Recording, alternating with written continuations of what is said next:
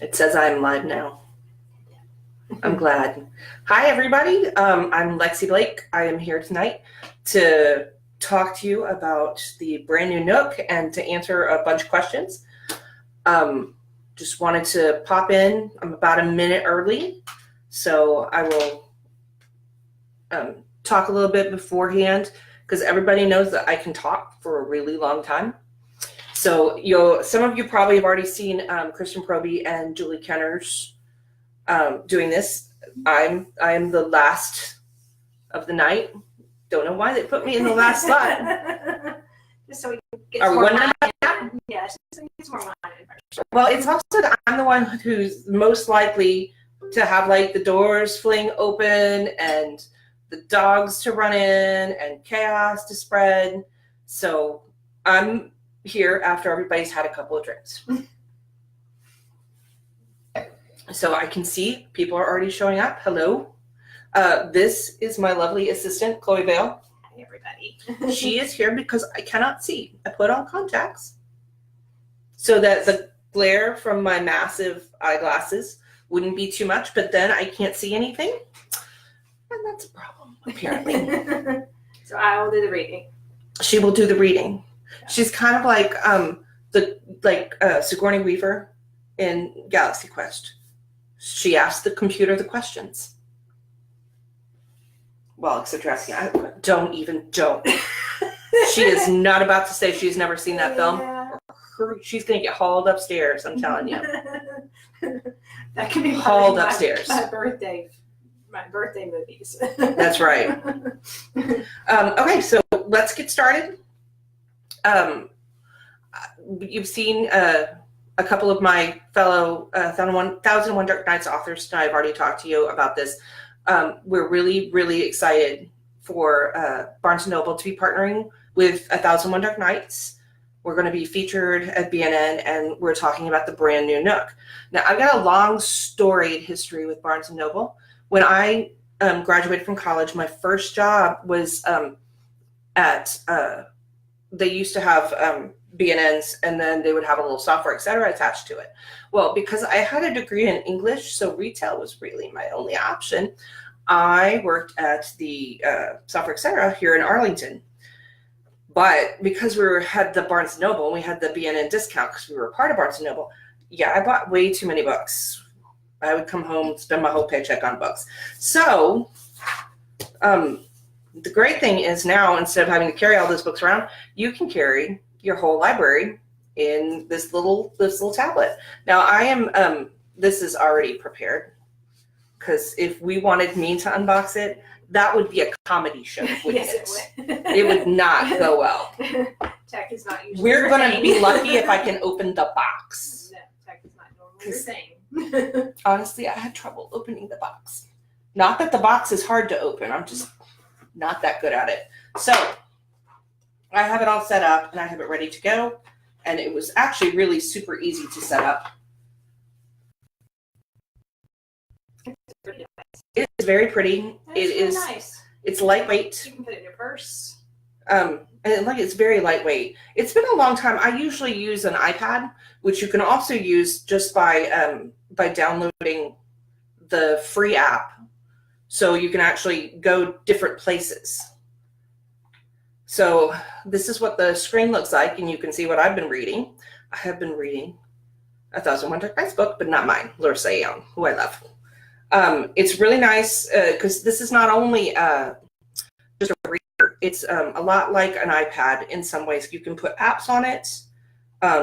There's just a ton of stuff you can keep on this. I'm going to find the reader part. We're going to hope I find it. That's my recent purchases. Oh, see, it's got the little books. I could see the little books. So this is what it looks like, some of your bookshelves. The great thing, so just so you know, I share mine with my children. So the great thing about this, one of the great things about this, don't look at the Jim Rollins stuff. It's supposed to be Steve Berry. The great thing about this is you can also, they've got bookshelves now. And one of the things I want you to think about with how great these bookshelves are is that contains like 14 different ogre faces. So I only have to look at one ogre face. Just one. Because my children love the Warcraft books. And that's great because they can get on their device and they can look at all the ogre faces. And this way, my kids don't have to look at all the kissy faces. Ooh, Halo is big in my household too. That's right. So that's one of the great things. You can keep a little bookshelf that then you click on it and it's got all your, say, 1,001 Dark Nights books. Some of the other features I really like, I love the fact that when you get done with the book, it talks, it speaks. It's got soothing sounds. It doesn't like scream at you like some devices do. When you get to the end of the book, if an author has been horrible and left you with a cliffhanger, I would never do that. You can click and buy the next book and it's right there. And your husband will love that feature. And so will your wallet. Okay, so this is, BNN is going to give away one of these. Well, really, I think it's 3 of them, but one from my night. So there is, I'm pointing at it. I'm pointing at it. Not that you can see. At the top, all you need to do is go and sign up. And then I'm also going to post it in the comments right now in case you missed that for some reason. When is Barnes & Noble going to start selling Lexi Blake books in the store? They do sell my Penguin Random House books. So you can find All of Ruthless, you can find Courting Justice, and next year you can find Butterfly Bayou in store. And there are reasons that they can't sell my indie books. A lot of reasons logistically why they can't sell indie books, but you can always buy it at bnn.com. They are sold there. We had another question about the U.S. and yes, this is only U.S., but Nook is only available in the U.S. Nook is only available in the U.S. Yes. I think that's a territorial thing, kind of like a I don't think my Roku works outside of the U.S. Yeah. So I might put that to the test. It's probably not going to work. Okay, so like I said, I'm really excited that BNN is going to feature the 1001 Dark Nights series for the month of February.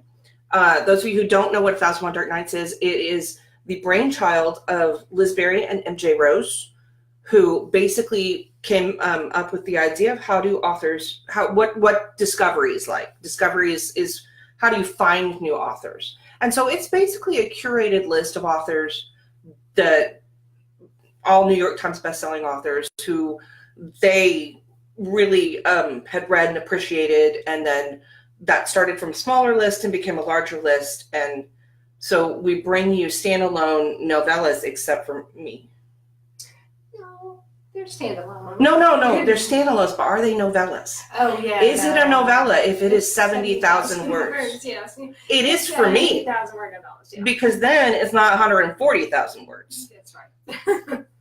But, they're novellas. They're quick, usually quick reads so that you can get to know the author and get a really great story and find out if you want to read the rest of them.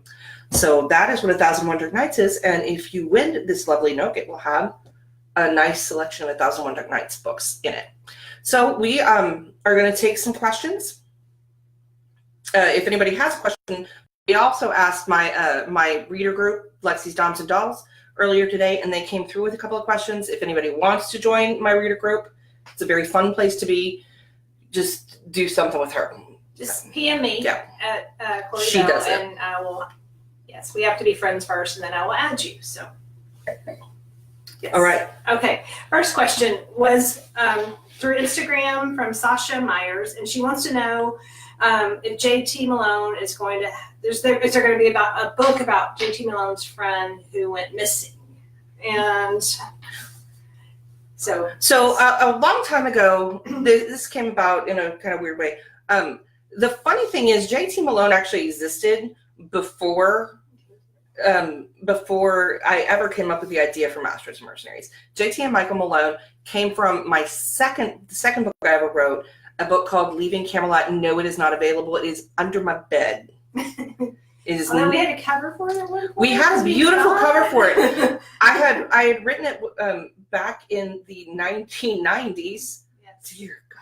Yes, you did. I wrote it back in the 1990s, and this will tell you how long Chloe and I have been doing this.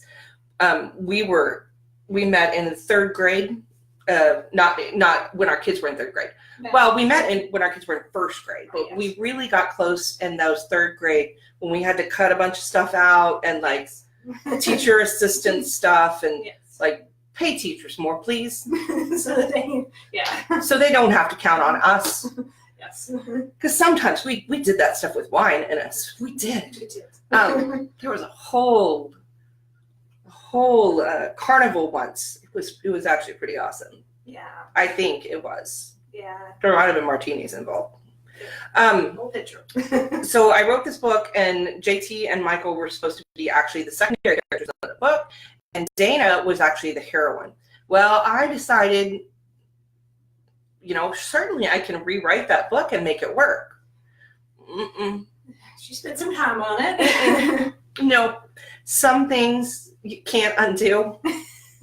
That book is one of them. But as fate will have it, Dana will show up this year somewhere in a place you do not expect, except somebody probably already guessed it. Somebody did guess it. Somebody did guess it. Like 2 seconds. I thought it was really clever. My dolls know me. Dana will show up in the place you least expect it, and there's reason that they can't find her. So, which is good because a lot of people have been looking for her for a long time. So yeah. Okay. Lindsay from the Dolls asked, "How do you feel, or would you feel about a Lexiverse fan fiction?" I would think it was the awesomest thing ever. So if you want to write fan fiction, go for it. Go for it. I want to read that book. Yes. Especially if it's like some crazy messed up stuff. Like the crazier the better. Maybe you can make, whoever writes it can make characters live who Lexi killed. I don't kill very many people. I don't. But like an Ian Adam love story. Ooh, the slash fiction. Yes. Yes. The slash one. I'm telling you. An Ian Adam love story would be a beautiful thing. That would be it. That would be a treat. Someplace there is a fanfic, you wrote your own. You did an out. Remember that with one of the thieves ones? You did. I did my own fan fiction. Well, you did like an outer chat, like a. Well, but that's the funny thing is I actually did. I can't even remember what I called it, but it was right after I wrote the first Thieves book, and I did not plan on this to be a menage. And so I wrote a little story where it turned into a menage. Yes. So that's so you know what? My own fan fiction. God, what does that say about me? My own fan fiction ended up being true. Okay, Anna Coates wants to know, what's the best book you've read in the last 6 months that wasn't written by you, and who are you currently reading? Oh, I am. God, I want to say. I can't remember. It's A Crown of Swords, or it's the second book in Sarah J. Maas's. Not Court of Thorn and Roses, the other one. The one that's got like 9 books in it. So I'm reading the second one of that. I want to say it's Crown of Swords. It's really, really good. I think that the best book I've read in the last year or so that was not written by me was Court of Thorn and Roses. And I keep coming back. I love it because it really took me by surprise. And you binged those books. I binged those books. I did. Addicted to that. They had to like pull the little my e-reader away from me. Yes. And say, go write something, and I'm like, okay, I will write about Feyre. I will do that. And just, no fan fiction. So that's my favorite book I didn't write. So a couple of fanfic things have come across here. Stacey McClellan says that she should write Maddox as a vampire. Okay, yes. That would be awesome. That would be awesome. Now I think we're gonna get to those. Now, see, that's the fun part about writing the fairy books. And we'll get to those as I re-release the Sophie stuff. But I think there's a question about that. There is. And Jennifer Zephyr says that Alex is going to get his fanfic. I'm waiting, Zeph. Waiting for it.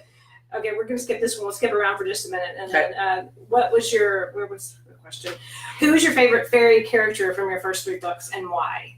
Okay, so when they ask about the first 3 fairy books, the first 3 paranormals I ever published were as Sophie Oak, and they were called Bound, Beast, and Beauty. It was called it my fairy story series. They're coming back out this summer. They were always meant to join up with Thieves. So in the Thieves universe, there are a lot of different planes. You know, it's that idea that the planes are stacked on each other and there are doorways you can get through and blah, blah. That's a lot. It sounds really confusing. It's not. It's not.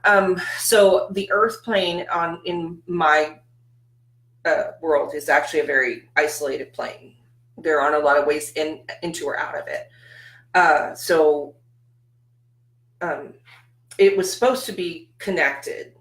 I ended up not being able to connect them because of contractual reasons. So as they're coming back out, like I'm now connecting Masters and Mercenaries to Texas Sirens and Bliss, I will be connecting Fairy Story to Thieves. So my favorite character of that, I love Kaja. Kaja is a werewolf.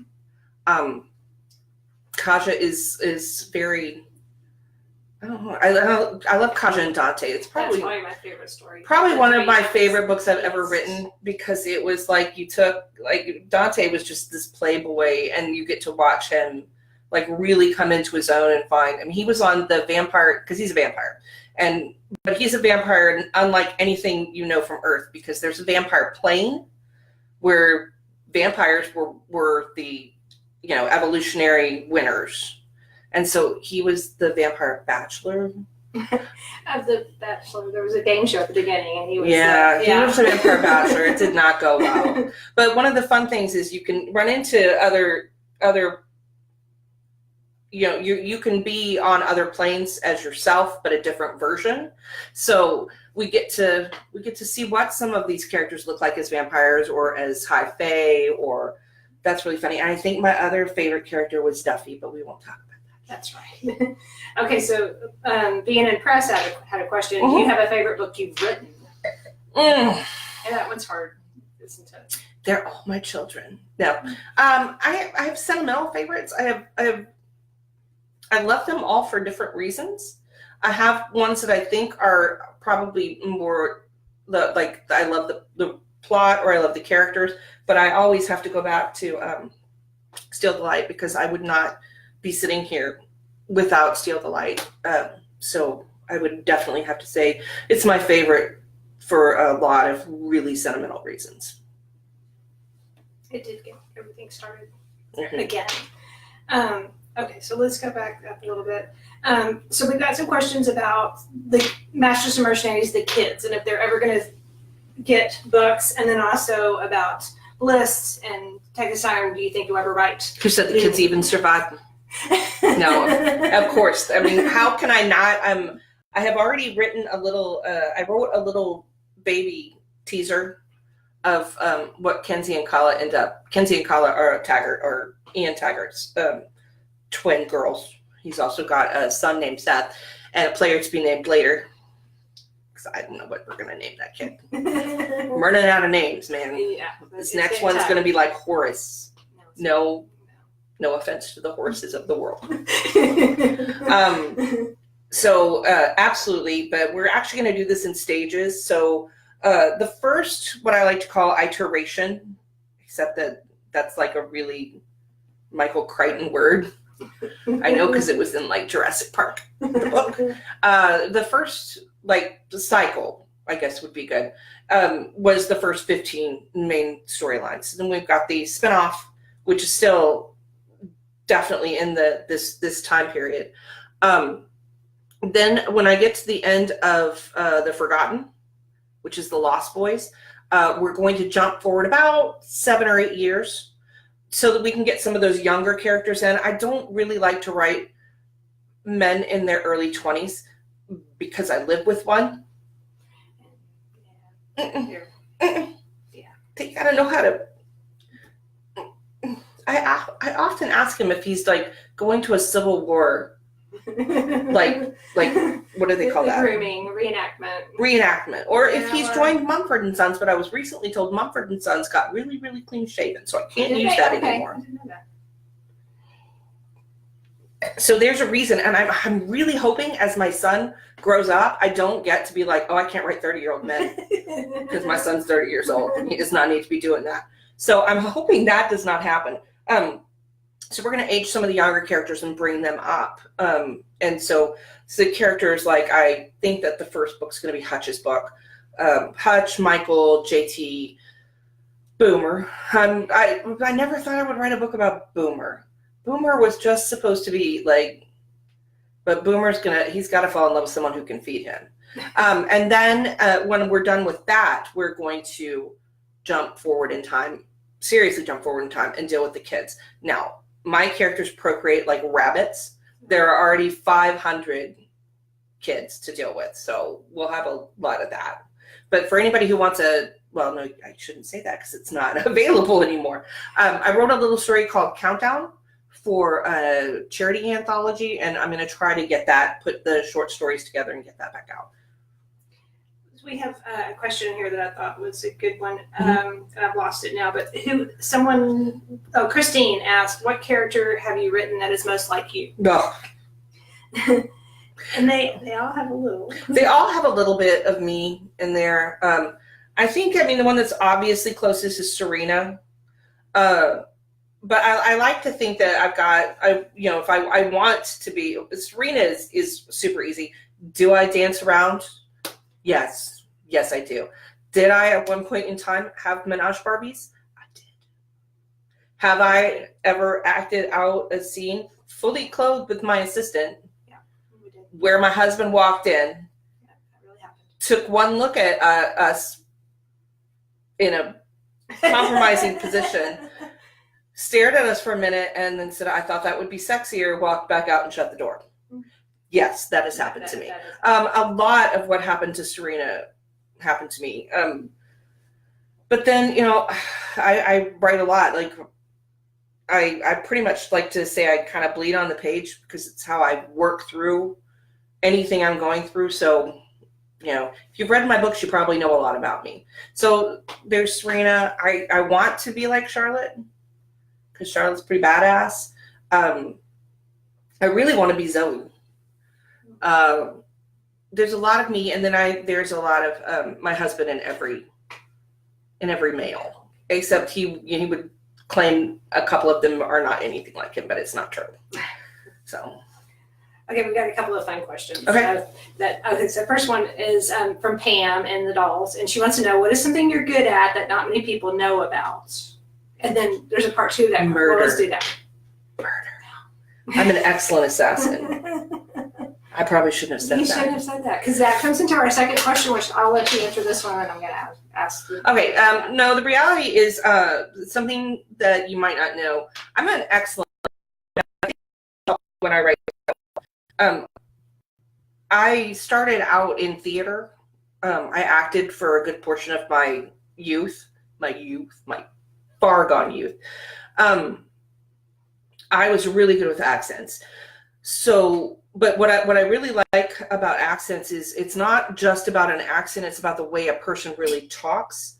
And I'm excellent at mimicking the way people talk, the language they use, the cadence they use. And I think that actually really helps me with dialogue. If I spend 8 hours with you in a car, I will probably get out of that car talking a lot like you. And when you were in Canada, you started... I know. Did I start at A? You started A-ing a lot. And I don't even think about it. Yes. Okay, so the second part of her question is not what you just said, but what is the strangest thing you've ever had to research for one of your books? And it is not murder. It is not assassinations. Right? What did I do? Time dilation, maybe? I had to research time dilation, which that's kind of a future tech thing.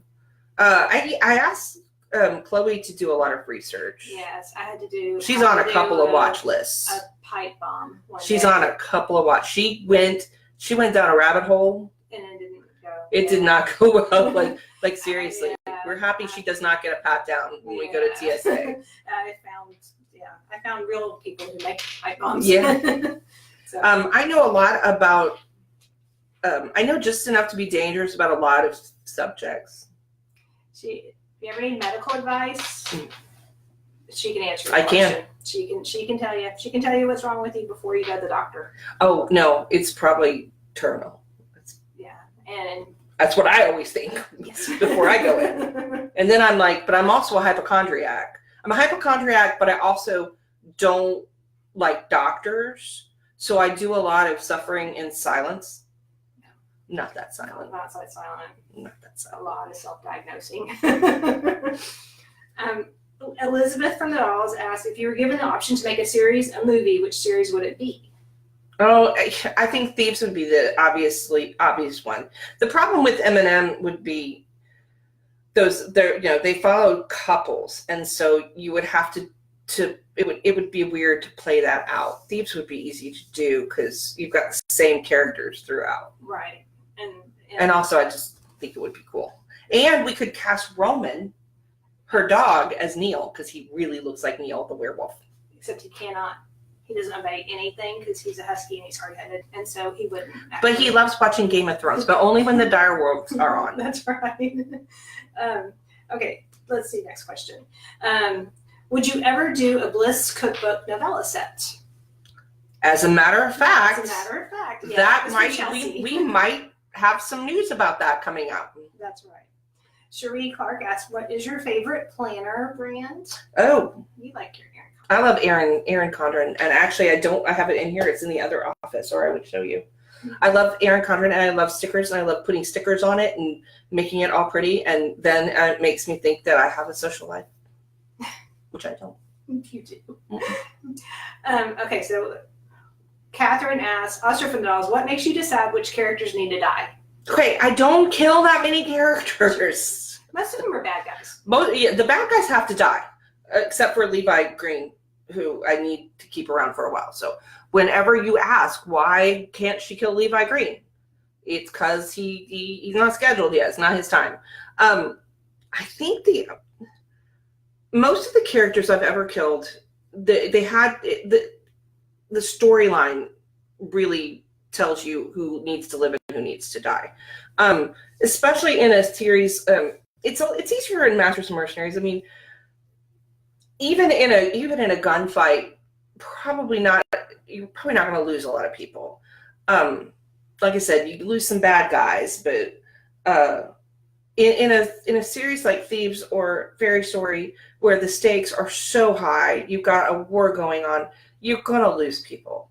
And I don't want to give away too much, but the one that everybody always yells at me about, the one who really did die in Thieves, there was no way out of that for him. He couldn't leave, and they couldn't keep him around. So I totally stand by that particular death. And I don't kill people off anymore because she throws a fit. And she's loud, and she yells, and she cries a little bit, and she throws things at me, and then she beats me with her fists. We have a question back here. Well, let's go back here. Just 1 second. Sorry. Next question is from Gavin, or Stacy Gavin from The Dolls. I love that you've given us permission to read the characters as we see them, and that we can make them our own. Thank you. Make them ours. So, do you ever get annoyed when a character or plot gets read totally different than how you intended? All the time. But you can't. There's also the fact that I can get as annoyed as I like, but I always say this: the minute I push send and I publish, the book ceases to be mine and becomes ours. This is not. I don't write books to preach one thing. I want whoever's reading it to get what they can out of it. But what that means is when I'm writing a lot of different characters, that means you're not going to connect with all of them. There are people who see Charlotte as the only way like a heroine can be strong, and who hate Avery. And that was a hard one. That was a really hard one for me. Reading, a lot of people did not get Avery. And the sad thing is that's a storyline I have been wanting to write. The idea of her forgiving and finding this true grace. That's a storyline I've been wanting to write since I was 16 years old. I literally had this in different versions in my head I'd had it in my head for 25 years. So, that coming out and hearing people call her weak and a doormat really upset me. But at the end of the day, I'm not going to say that, I wish that they got what I was trying to say, but we all filter things through our own life and our own what we see. I hope you see the beauty in all the characters, because it's there, except maybe in some, like, maybe not Hope. Hope was just really, she was just really kind of evil. Yes, she was. Yeah. I saw a fun one, and it kind of scrolled by, so I'm not sure who asked the question, but it was, who do you predict is going to win the Iron Throne? And as obsessed as I am with right now with Game of Thrones, I think that's kind of a cool question. Okay. I think I don't know. So I've heard some, and I don't want to spoil anything because people get like real crazy about spoilers, even though like the show's been out for like, like children have grown up in this time. I think he set it up that it's got to be Jon Snow or Dany. But I also worry that Jon Snow doesn't survive this. Or, you know what? I mean, he could be Bran.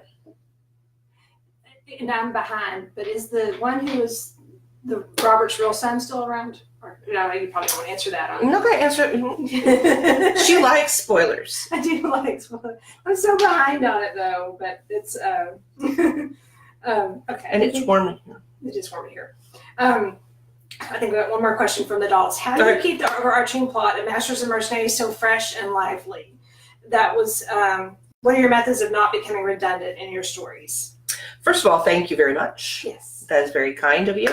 I'm very curious. I like to, I do a lot of reading. I read a lot of magazines and a lot of things like popular science and ID, and I watch a lot of TV, and I just get curious about different things that are going on in the world, especially with tech. So I find a lot of little tidbits that I get interested in. I actually got the idea for time dilation from an episode of Elementary. There's a really great episode of Elementary that and that's a show that dealt with a lot of this stuff. Kind of, like I said, ripped from the headlines ideas and taking it to a kind of different level. So hopefully those little plots and stuff, the little plot twists and stuff, that's kind of where I get that.